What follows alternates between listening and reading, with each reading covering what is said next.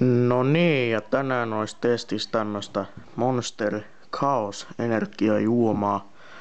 Ja ostin tän tuolta K-Marketista, Hermannan K-Marketista, ja katsellaan tosiaan, kohta tulee Simpsonit.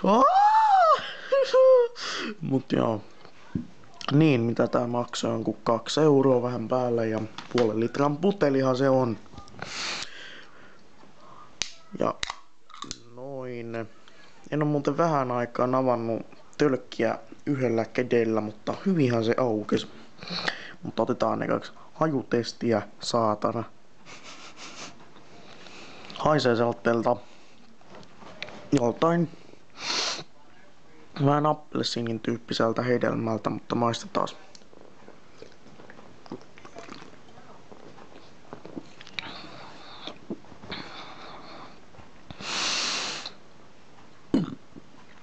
Ihan helvetin hyvä. Maistuu niinku joku appelsiinin tyyppinen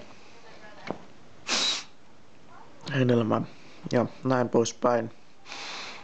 Aika semmonen hapokas ja kirppeä maku. Ja maistuu myös vähän tuolta Normimonsterilta, ettei siinä mitään.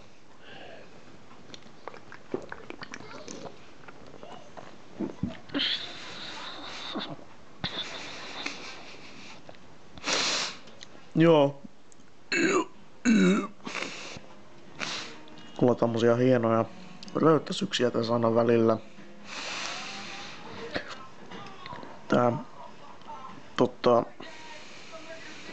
Mä en oo varma, onko tää ihan yhtä hyvää kuin toi Normimonsteri, mutta ainakin se voi sanoa, että ihan helvetin hyvää tääkin on.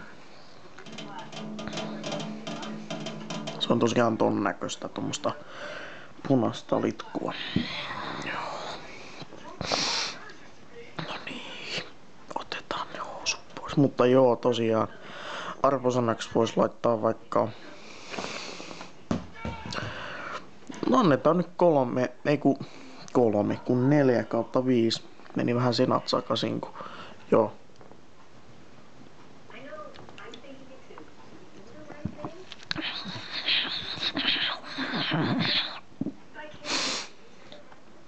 Mutta joo, näihin tunnelmiin.